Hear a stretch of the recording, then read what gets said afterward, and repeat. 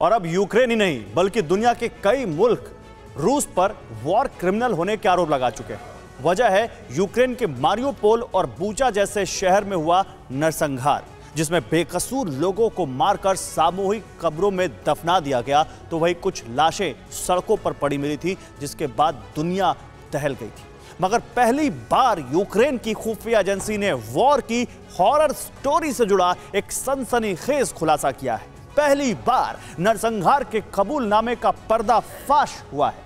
आखिर कौन है कत्लेआम का वो किरदार जिसकी गवाही को यूक्रेन दुनिया के सामने पेश कर रहा है? इस रिपोर्ट में देखिए। क्या रूस यूक्रेन युद्ध में क्रूरता की सारी हदें पार की गई?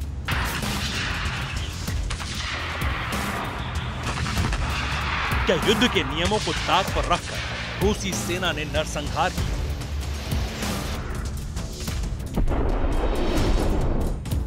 क्या यूक्रेन के वॉर जोन में रूसी सैनिक वॉर क्रिमिनल की तरह पेश आ रहे हैं? ये सिर्फ सवाल नहीं बल्कि वो आरोप हैं जो यूक्रेन ने रूस की सेना पर लगाए हैं। मगर अब इससे जुड़े सबूत यूक्रेन की इंटेलिजेंस एजेंसियों ने जुटाने का दावा किया है। यूक्रेन की खुफिया एजेंसी के दावे के मुताबिक रूसी आर्मी के एक जवान की बातचीत इंटरसेप्ट की गई, जिसमें रूसी सैनिक अपनी पत्नी से फोन पर बात कर रहा था।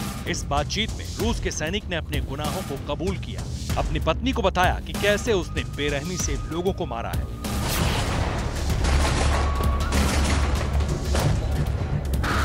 हालांकि यूक्रेन ने रूसी सैनिक का ऑडियो टेप तो जारी नहीं किया, मगर रूसी सैनिक ने अपनी पत्नी से जो बातचीत की उसके कुछ हिस्से को जरूर रिलीज किया है।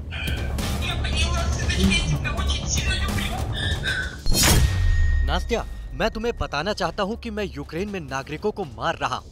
मैं उम्मीद कर रही थी कि तुम लड़ नहीं रहे होगे। नास्त्या, मैं लड़ रहा हूँ। तुमने क्या सोचा था? मैंने एक आदमी के सिर को कलाश्निकोव मशीन गन से उड़ा दिया और करीब 100 लोगों को पीकेएम मशीन गन से मारा है। क्या तुम्हें इस पर गर्व है? मैं किसी भी इंसान को मार सकता हूँ, उसके सिर को उड़ा सकता हूँ। मैं किसी से नहीं डरता।